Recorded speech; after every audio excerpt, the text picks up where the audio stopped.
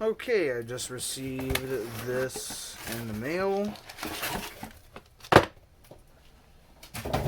Granted, there's nothing in here that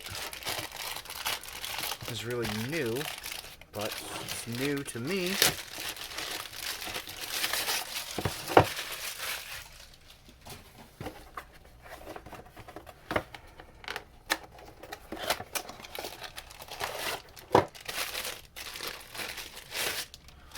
Which is the Worker AK stock. Oh, this is pretty nice. Hopefully this will fit with what I purchased it for,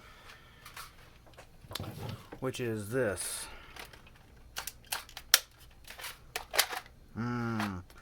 Does not fit. That is unfortunate, because now I am going to have to do some more dremeling.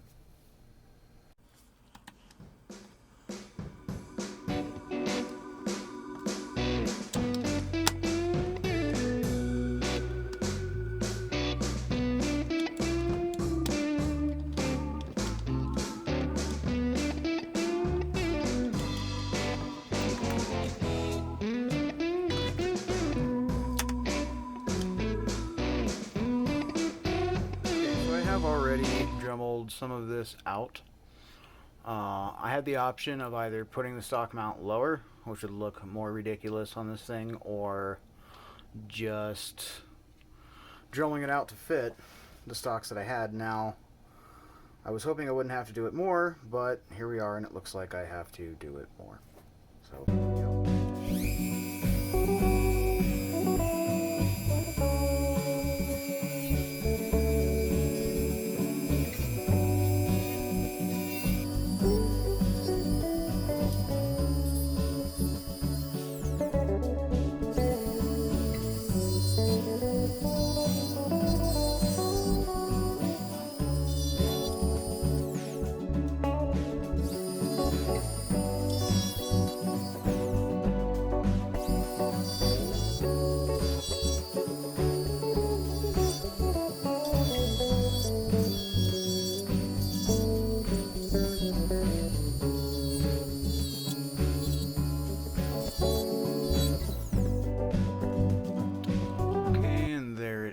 Now it's time for the moment of truth and see if this is going to work, or am I going to have to do more dremeling?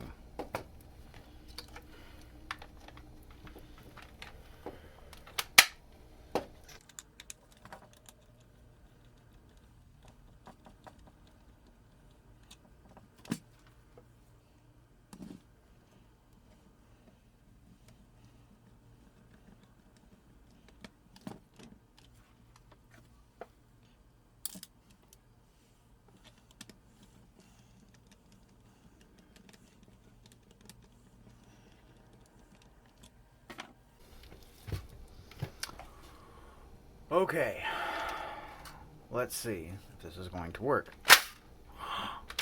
Oh, it does.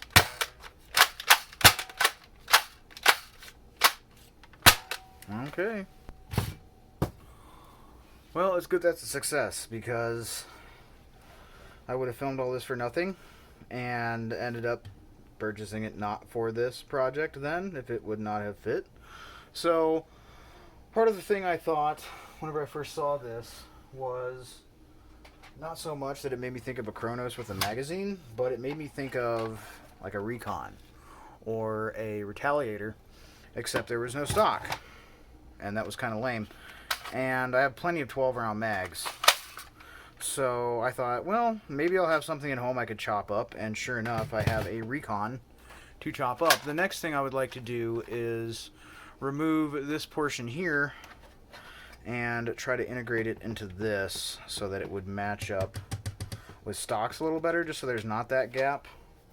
On some of the other stocks that I had and was already using on this, it didn't hang down so bad, but this does, as well as stick up a bit high, but I'm not so much worried about that versus just kind of how all this looks.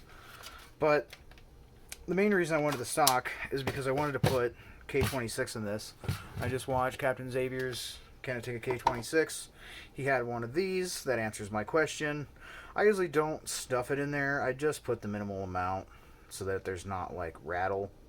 Usually after I pad the plunger head and so forth. But I am going to leave the air restrictor in. And the other thing is, this thing didn't really work out of the box. So I'm going to go through and show you some of the stuff that I did to make it work whenever I pop this open.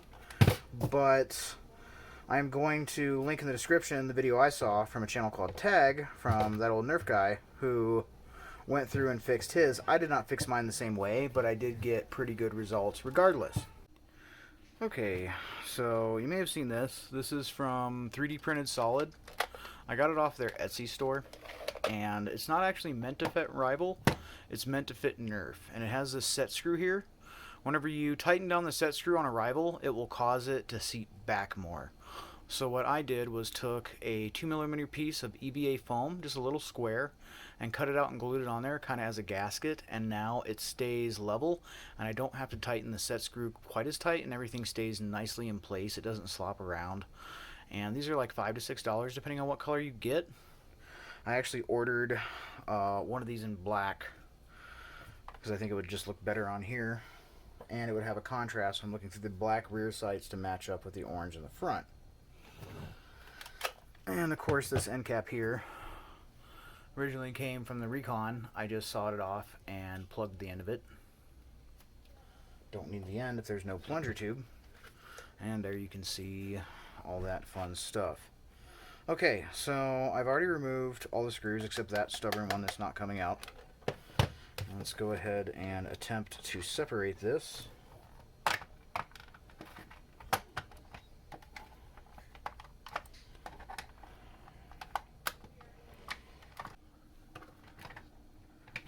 Okay. And since I've already mentioned that I am allergic to epoxy, putty, and things like that, I have not tried DevCon, but I'm kind of paranoid after watching Mr. Nathan's videos. Simply because if it's not fresh, it doesn't work. And you had to return a bunch of it. And also, if it's similar to epoxy in any way and it's like similar chemicals, whatever's in that, I just cannot take it. So this was attached with super glue and baking soda, and all I do is put the super glue in there and then sprinkle in baking soda until it absorbs it and it becomes hard as a rock. If I'm ever worried, I can always just drill and put a screw, because literally this stuff, it hardens like glass, except it doesn't shatter like glass. So it's a very interesting thing. I'm curious if I'm going to have to reinforce the shell or not. But what I've done so far is removed one of the locks. It was annoying. This other lock up here, a little ratchety thing, I don't know if I'm going to leave that in permanently or take it out. I do know I have to thread the K26 spring on, so I can't, unfortunately, have the nice capped end that Out of Darts puts on here. I'm going to have to cut that off. But the problem that I had with this was this part here was not seating tightly whenever this was pushed all the way forwards. Like, let me apply pressure to it. Like there, you see it's not moving. I can't really pull it out. It moves a little bit, but not too much. And where it actually seals is up here where this O-ring is. And the slop that was in here until I did a little modification to this was causing it to lose air seal. So sometimes it would fire what seemed like 85, 90 FPS, and other times it would just kind of fart out of the barrel. And this is something I've seen in the reviews. Now, what that old Nerf guy did on his video was several things. O-ring replacement in one video, but another one he had a return spring that pulled this tight. I didn't really have anything like that I wanted to like dig around with and use. So what I ended up doing was on this piece over here, on this backside piece that meets the white pusher here, I had to add some more to it. Once I added some more to it, so that whenever this is primed and fully forward and locked in place, it actually holds this closed now, and I get much more consistent performance. But that was a really disappointing thing out of the box that I had to fix right away. Okay, I'm going to pull this out here, give you a look at that firsthand. And the orange on the bottom of this piece here. The orange part of it is the original Nerf product. The part on the top that's all covered in white lithium grease and looks kind of clearish, that's just super glue and baking soda that I built up and sanded smooth and just gradually worked it in and out until it seemed like it was built up enough that the mechanism was working a little more solidly and it was actually closing, and then I could actually see that as I operated it, and then would, reach in there and make sure that it's not, gonna come loose. But that was like a really sloppy thing on Hasbro and Nerf's part, and that was kind of annoying. And the other thing I did was alter the magazine release by just adding a little more to the end of it here. And that's because with this thing sticking down here, when I would go up to try to like bump it with my finger and pull the magazine out in one motion, I couldn't do it because every single time this got pushed up too far. So I'd have to take my opposite hand, push it up all awkward, pull it out. I don't want to do that. That's not how I change mags. So just adding that extra little bit onto the tip there made all the difference, that my finger caught it just right and can now push it up very easily. That was another thing that I was like kind of annoyed with. Just the little bit of lip here causes it to do that. I understand why they have the lip to guide the magazine in when you're in a hurry. I get it. But, and also so you don't bump this when you're trying to put the magazine in. But, yeah, just kind of disappointed with all that from Nerf. Okay, I've removed the plunger tube and figured out just how much I want to put in this, which is basically the minimum amount, and I marked where I want to cut it so that I can have the amount that I need, and hopefully thread this on the plunger tube, put everything back together, and fingers crossed it'll work.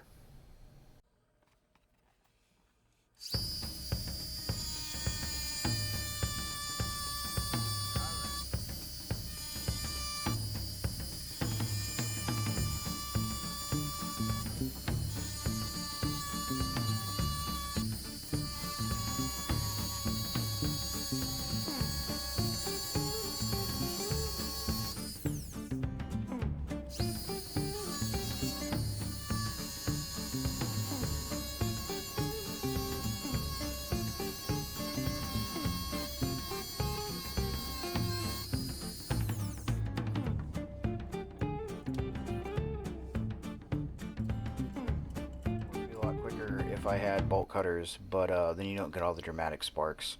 So, and I'm also going to ground up and round off these ends so that they're not all jagged and stabby into the shell or the plunger head. The plunger head already has a pad on it. I didn't actually do anything to that, but I thought about filling it, but I didn't. What I did do was take off the O-ring, put a little bit of Teflon tape underneath that, and now I'm going to thread on this K26. What I'm putting on is about 12 coils. About what you'd put in a Chronos, basically. Hopefully this will compress and catch. I didn't check to see how many Captain Xavier put in, so as far as that goes, I'm not really sure. Okay, well, there it is. Now let's just see if I can get all this back together.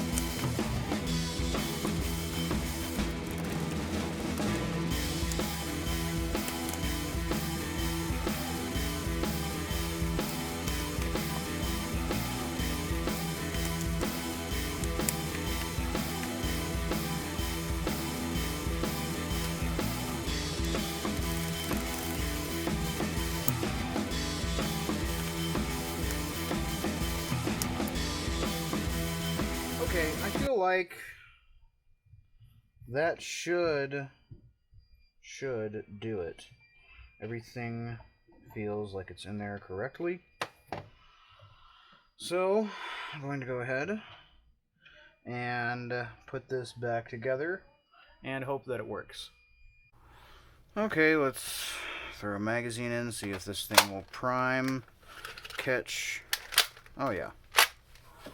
And then see if it will fire. Whoa. Yeah, wow. That was scary.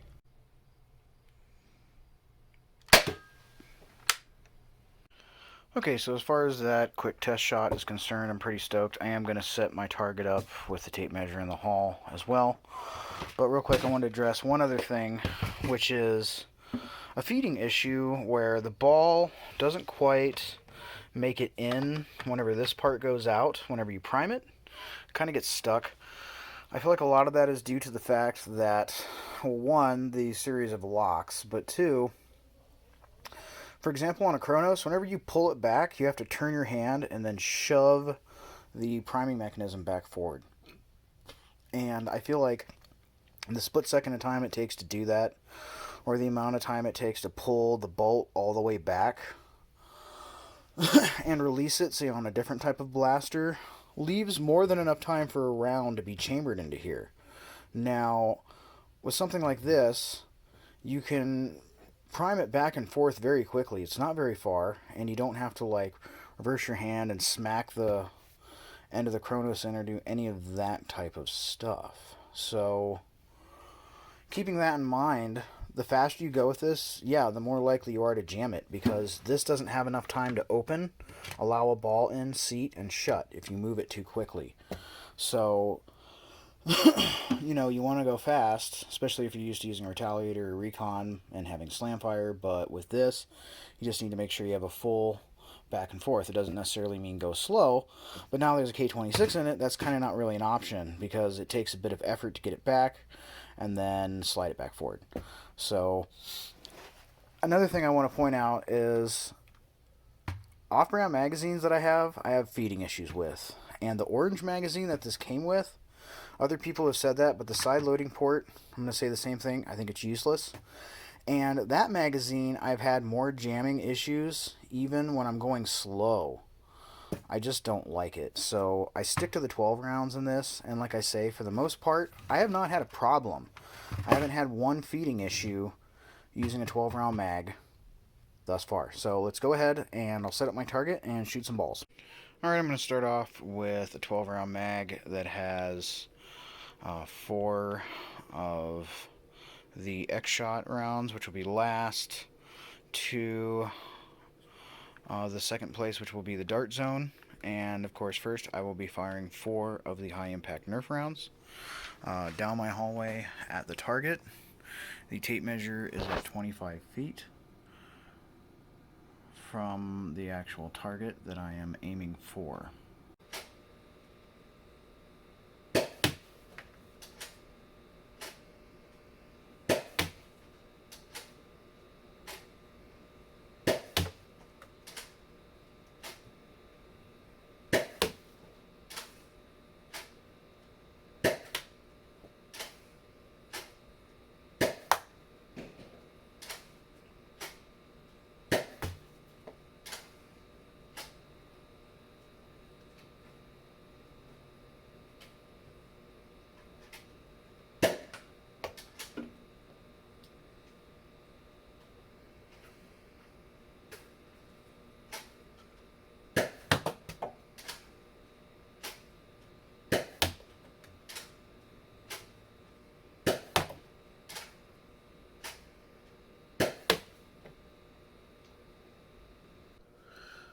Okay, next I'm going to go ahead and do the same test again, starting off with 4 Rival, and then 4 of the Dart Zone, and then 4 of the X-Shot, except this time I'm going to do it from 25 feet instead of closer to 40.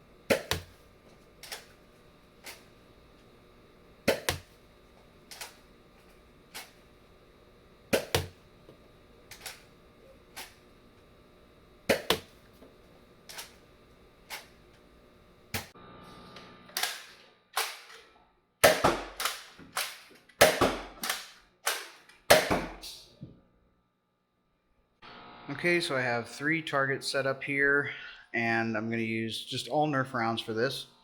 And with the 3 targets and the 12-round stick magazine, that gives me 4 balls to hit each one. And up top, I have the bonus can if I hit all of these, and the rest I'll just try to put through the center. But this time I'll be shooting from 20 feet instead of 25 feet.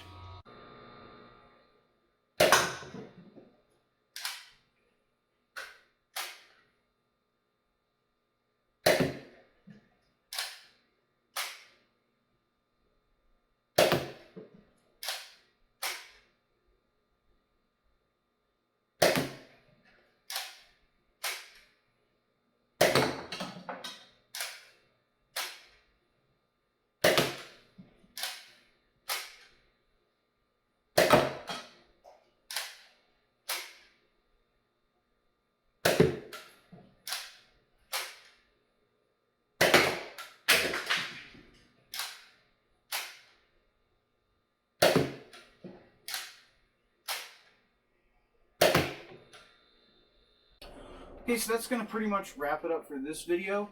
In, conclusion, as far as my opinions on this, I mean, as far as the K26, I think it depends on what you want to use it for. It's a bit much.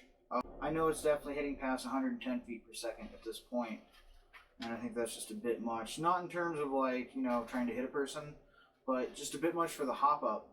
And that's why I filmed it at 35, 25, and then the individual targets that I was shooting at, I did at 20 to demonstrate that, at 20 feet, I can plink stuff. But as you'll notice, you go to the first shots from 35 feet, a lot of them didn't even make it into the catcher. And that's only like 35, 40 feet that I'm shooting at this. That's not very far. But overall, I really like the addition of the stock. It reminds me of one of my earlier Nerf memories, which is just running around shooting at family members outside with a Retaliator or a Recon. So this is really cool. I'm probably going to pick up a K25 to put in this, and I have already figured out what I want to use to fill this space here. In fact, I've already cut it, and I'll probably do a short video on that. It won't be as long, exhaustively long as this, but I will do a video on that and just show kind of how I put stuff together, not being able to use epoxies. And hopefully everybody is staying safe out there and having a as good of a 2020 as anybody can have. Yay! And hopefully this video took your mind off any troubles that you may have. And as always, thanks for watching, and have a great day.